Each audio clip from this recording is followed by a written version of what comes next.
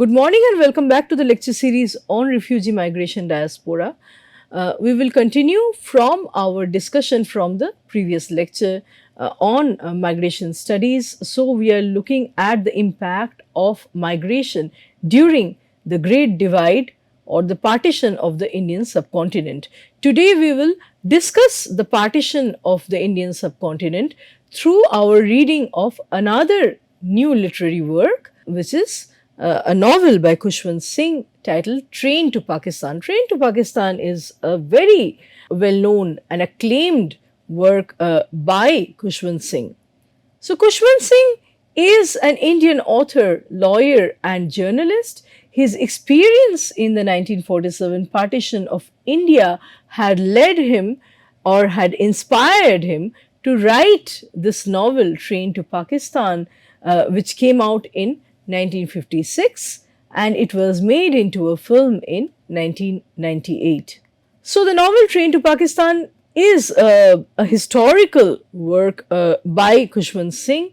It was published in 1956. It is Khushwant Singh's third and most famous novel. It recounts the partition of India in August 1947 through the perspective of Mano Majra, which is a fictional border village. So, this is going to make a very good transition from our previous lecture. We were talking about Toba Tek Singh, which is also such a village that had its fate, that had its future suspended until some time in the hands of the larger nationalist politics of India and Pakistan. Many such border villages faced the jeopardy and did not know until a certain time where they would belong, in which geopolitical, they would not know till a long time whether they belong to India or to Pakistan. We have already talked about the death of the spirit of Toba Tek Singh. Similarly, here we would see that Khushwant Singh is looking at the larger historical events centering partition through the lens of Mano Majra, which is a fictional border village. The novel draws on Singh's own personal experiences during and after the partition and details the chaos and violence in the formation of a secular India and an Islamic state Pakistan. So, rather than taking a macro lens perspective of the conflict, Singh analyzes it from within a micro lens, that is, a lens which is positioned within this village named Mano Majra, from the view of a small village that is eventually torn apart by the partition. The peaceful syncretic village life is disturbed. So, how this peaceful syncretic village life is disturbed and ultimately jeopardized by the larger political events centering partition. The novel is set in Mano Majra, which is a fictional village located in India but on the border of Pakistan, where the population is mostly Sikh and Muslim. So, this village comprises mainly Sikh and Muslim populations. At the beginning of the novel, most of the village's inhabitants are unaware of the religious and nationalistic violence that are happening in India and Pakistan, and so they live in peace across the religious lines. This scenario quickly changes when a train from Pakistan arrives in Mano Majra full of murdered Sikh bodies. Train to Pakistan is roughly contemporaneous with other acclaimed works such as Chinua Achebe's novel Things Fall Apart, Frantz Fanon's Black Skin, White Mask, and R.K. Narayan's Waiting for Mahatma. All these works are momentous in terms of documenting the sentiments, the experiences, the sensibilities of the post-colonial nations, how the cultures, how the complex tapestry of very mixed culture, of a very layered culture falls apart, how it faces a setback once the Britishers actually quit these nations. So the colonial legacy and the hardship that these post-colonial nations are facing after the British leave their countries is something that resonates across all these novels. Things Fall Apart. So Fanon's work, although it's not a novel, it is a scholarly intervention. And then we have R.K. Narayan's Waiting for Mahatma. All these works put together, the sentiments of the masses, the challenges that the masses face after they emerge out of, or after they come out of the experience of colonization. So, Train to Pakistan is contemporaneous with other acclaimed works such as Chinua Achebe's novel Things Fall Apart, Frantz Fanon's Black Skin, White Mask, and R.K. Narayan's Waiting for Mahatma. All these works together, if we look at them, some are fictional. Fanon's work is not a fiction, it is an academic intervention, a scholarly intervention, and we see that they're all actually examining how the post-colonial nations, the colored people, deal with the colonial legacy, how they resurface and emerge out of the colonial baggage, the baggage that the Britishers have left behind, the jeopardies of a post-colonial nation, the sensibilities, the challenges, the emotional and social difficulties that the people from the post-colonial nations face is something that resonates across all these works. So Singh makes the content of this historical fiction deeply personal in its approach, making it similar to other works of post-colonial literature.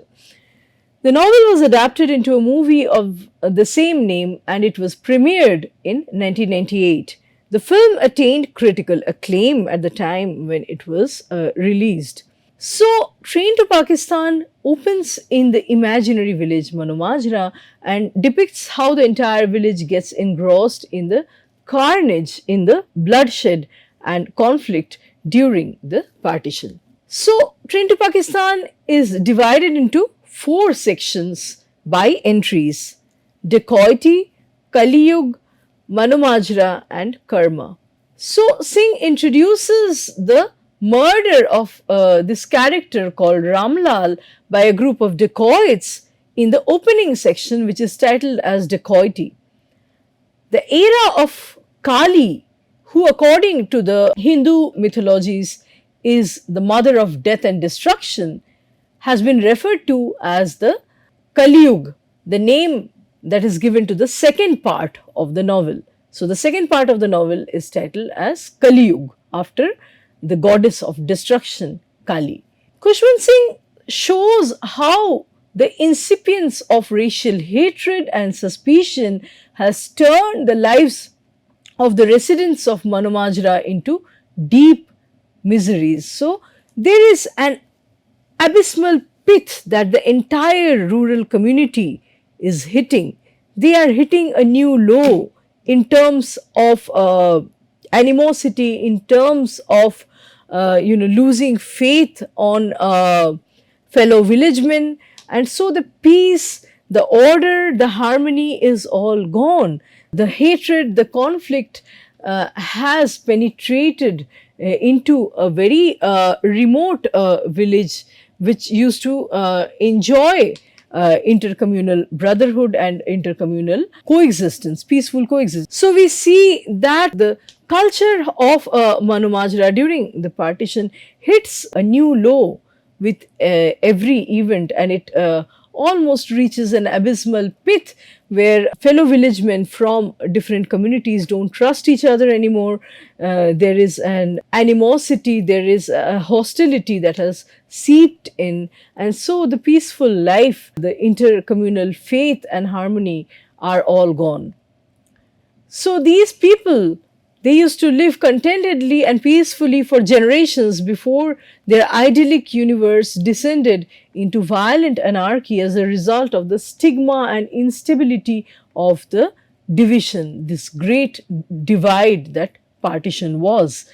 So this sociopolitical critique remains remarkably relevant, prompting readers to reflect on the enduring lessons that it holds for the contemporary society. So, what can we learn from the experiences that Manu Manjra undergoes?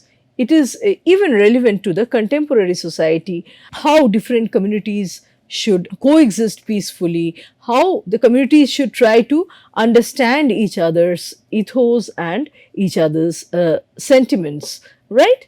So, novels such as Train to Pakistan are time immemorial. Their impact in terms of readership is and their contribution, the humanitarian aspects that they convey, that they represent, can never be denied. That travels down the generations. A work such as Train to Pakistan is considered as timeless. So, Singh's portrayal of the human impact of partition captures the essence of the era's suffering. The mass migration, violence, and disruption of lives are not merely backdrops, but these activities, these events are central. They are the mainstay of the narrative. The novel confronts characters with moral dilemmas stemming from the chaos of the partition. We see that Hukum Chand, who is the magistrate, grapples with the weight of making difficult decisions for the so-called greater good, even if it means sacrificing the lives and the interests of individuals. Then we have the character of Jagat Singh. Jagat Singh's moral ambiguity poses questions about the nature of guilt and innocence during times of upheaval, as he is accused of a heinous crime that he has not even committed. So, these moral dilemmas highlight the ethical complexities that individuals face in times of crisis. So, Train to Pakistan is a brilliant examination of the deep topics of intercommunal conflict and the rich human tapestry against the turbulent background of India's partition. The intense tension and horrifying violence that develop the made-up community of Manu Manjra are poignantly captured by Khushwant Singh. Singh, through his notable writing style, creates a striking and unsettling image of the sectarian differences that rip across the society, resulting in disastrous consequences for the village's residents. So, commenting on the theme of this novel, Prasad Pala Rao and Nirupa Kandula Rani comment, I quote them at length. It is the touching tale of a village, Manu Manjra, struck down by the hate and the violence that came with the division of the subcontinent when a train load of massacred men, women, and children arrive in the village. It reveals with pitiless precision a picture of the bestial horrors enacted on the Indo-Pakistan border during the days of 1947. The predominant features of the novel are its stark realism, its absolute fidelity to the truth, and above all, its trenchant exposure to the partition horrors. Unquote. In her reading of Singh's Train to Pakistan, feminist partition scholar Urvashi Butalia suggests considering partition as an event that is best understood as a battlefield of conflicting memories, not paying special attention to just one specific point of view. In other words, she urges the readers to consider and to examine the different facets of partition memories, the different layers in the partition memories, so that the acts of remembering and forgetting is not biased towards any specific community. In the novel, Singh does not focus on communities which were fierce enemies, but on groups which had actually been on good terms with each other for centuries. In his novel, we see that Khushwant Singh describes the deterioration of relationships which went from long-lasting brotherhood to suspicion and then rapidly drifted towards violence and the right to take each other's life. And soon we see just before the partition, things change for worse. The British withdraw from India very abruptly, very hastily, leaving India, leaving the Indians to cut each other's throats, crossing daggers, the different communities crossing daggers.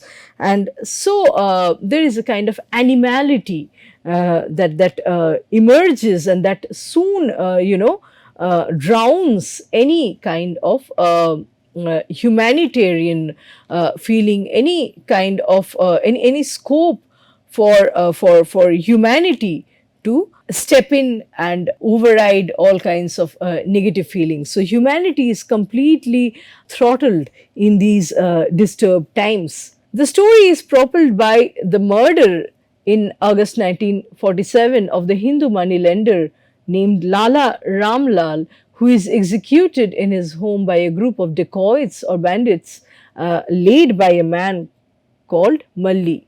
During their flight, the killers drop some bangles in the courtyard of this villager called Jagat Singh, who is also known as Jagga, and thus we see that Jagga is arrested for this murder and dacoity, very wrongly.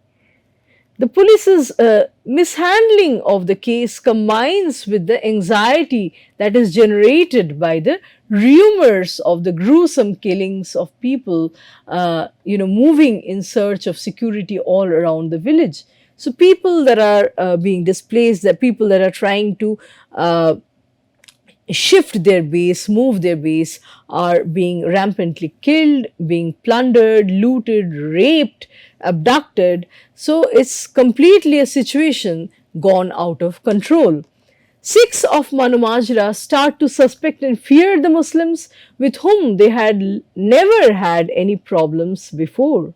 From the title Train to Pakistan itself, it is clear that trains play a key role in this novel. The two trains that regularly stop serve as a type of clock for Manu Majra villages. So the village life is not really driven by, or it does not function around the calendrical sense of time. It does not function around calendar and clock. As the mail train rushes through on its way to Lahore, it signals to the villagers that it is time to get up.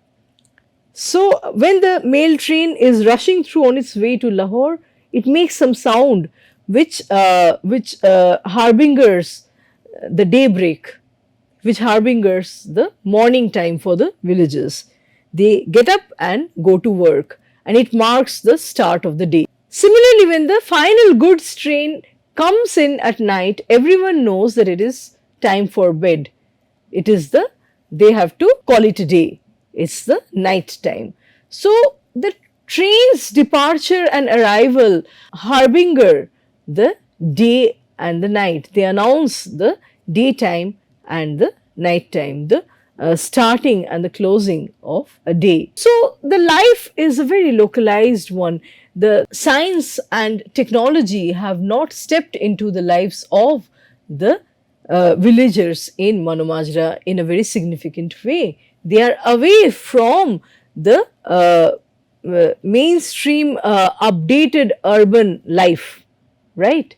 So in this narrative, we see that the train symbolizes technology, order and structure, and the people of Manu Majra has a very remote interface with this technology and this symbol of urbanity, this symbol of development, right? They associate with this concept of train in a very remote fashion. It is not something very close to them, not something very familiar to them. So we see that train symbolizes a sense of connection with the mainstream political happenings, and it is a bearer, it carries with it a sense of urbanity and development within the microcosmic space of village.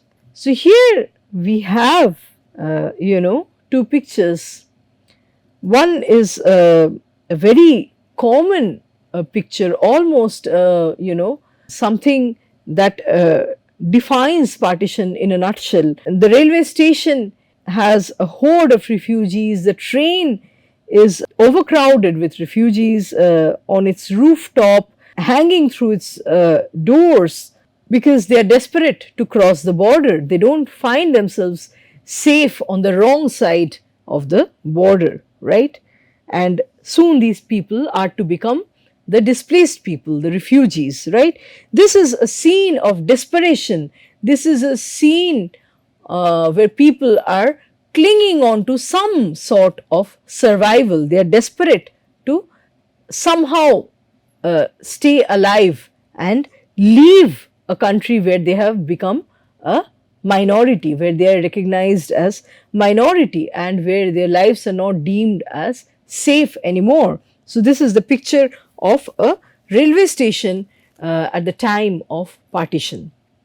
The other picture we see is the train running on the rail tracks and the ghost of homeland, loaded with its nostalgia, loaded with memories, loaded with all everything that is part of one's identity, is almost traveling with the refugee.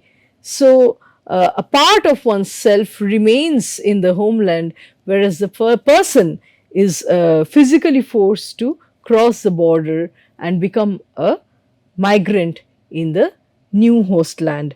This is the ghost from the past that accompanies the train journey and that never seems to go away. The phantasm from the past seems with the refugee forever. So, this train as a metaphor, the metaphor of train has long been a prominent and a recurring motif in Indian partition stories. In the context of partition, the symbol of the train refers to time, and it is associated with uncountable refugees who were uprooted from their origins and forced to move to a new land in order to start life from the scratch. When religious separation became a possibility in 1947 and even before that, most individuals concluded that moving over to their respective safer zones was the only option to stay alive. So, this journey to cross the border was not sans dangers. Assaulting hordes attacked the fleeing masses who were traveling by rail, truck, bullock cart, or on foot. The bulk of migrants are thought to have traveled by train. And why train?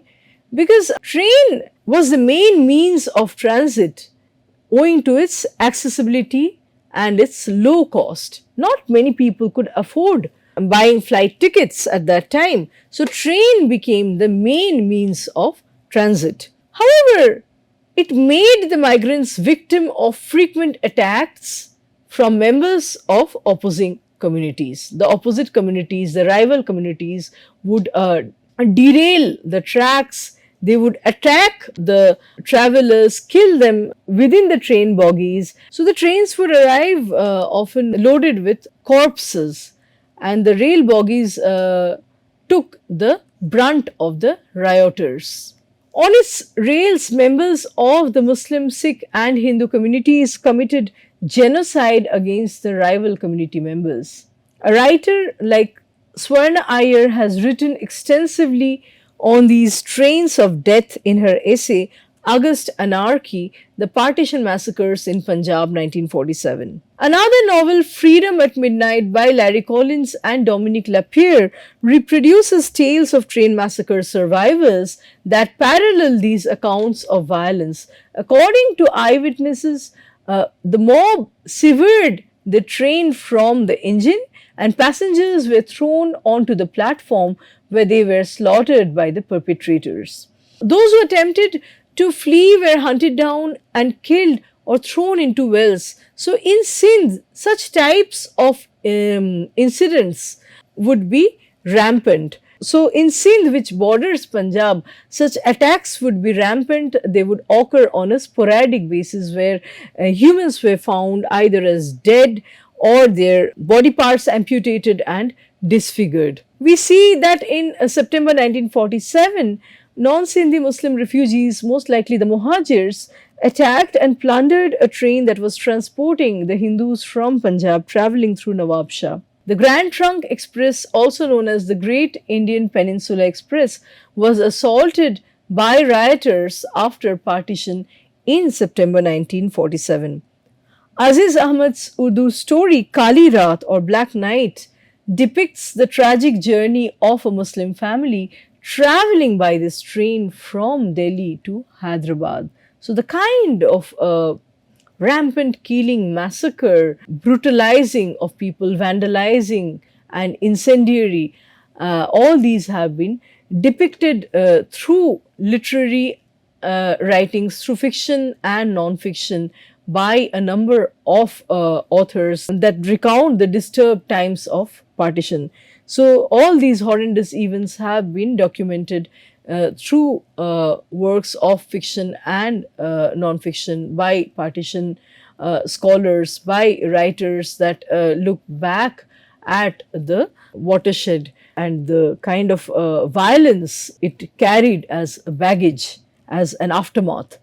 The personified train in Krishan Chandra's Urdu fiction Peshawar Express narrates its horrendous tale of corpse-laden voyage, which was unleashed by killings en route at Taxila, Rawalpindi, and Wazirabad. Similarly, the story, the train has reached Amritsar. In Hindi, it is also translated as We Have Arrived in Amritsar, written by Bisham Sahani, has a setting and plot which is inspired by the author's own experiences of traveling by train from Peshawar to Delhi on the eve of independence. So, now coming back to our discussion on Train to Pakistan, we see that the scenario of Manu Majra changes drastically when the first train of dead Sikhs rolls into Manu Majra. Until then, the chaos affecting the rest of the country were only rumors. The train makes the distant tales of violence a harsh reality in the village itself. Even Hukum Chand recounts a story he heard about Sundar Singh, who is a colleague who fled Pakistan via train with his family. So we see that these extreme narratives, these extreme tales are being recounted, are being told. Either people have experienced it or they know someone who has eyewitnessed something bloody, something extremely gory. So we see that the conditions on the train were so horrific, so grisly, that Sundar had ended up executing his own family in order to spare them from further suffering. So suddenly, at the turn of this narrative, when this train arrives with the corpse of the Sikhs, the train becomes a symbol of the horrors of religious persecution, religious hatred, government instability, and mob violence, rather than being a vehicle that brings fleeing people, displaced people to safety, and rather than a symbol of connection, train becomes a symbol of death trap. Train is almost like a dead end. It is leading to nowhere. So, Khushwant Singh relates the mass migrations of the hundreds and thousands of Hindus, Muslims and Sikhs whom partition had made foreigners in their own homeland, the ones in which they had lived for generations.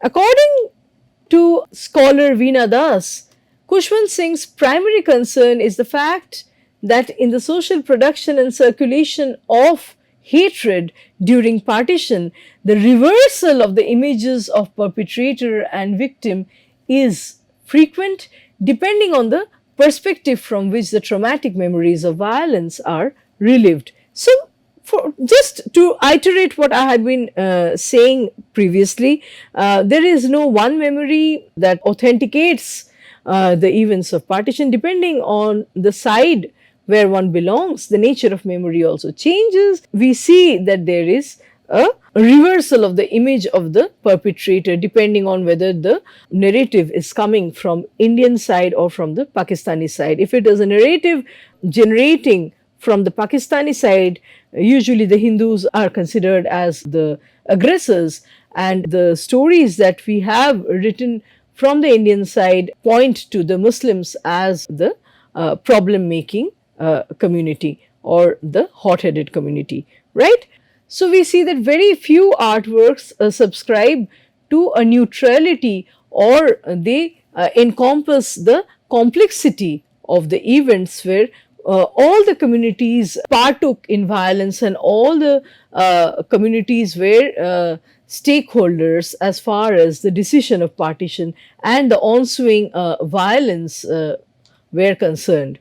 So, through the narrative, Singh helps the reader understand during the partition how rural India, which was not generally plagued by communal violence, which was not concerned with the mainstream politics, with the larger politics, actually ended up being swallowed up in a swirling climate of conflict, hostility, and violence. So, with this, we come to the end of our lecture here today. Let's meet for further discussions in our next lecture. Thank you.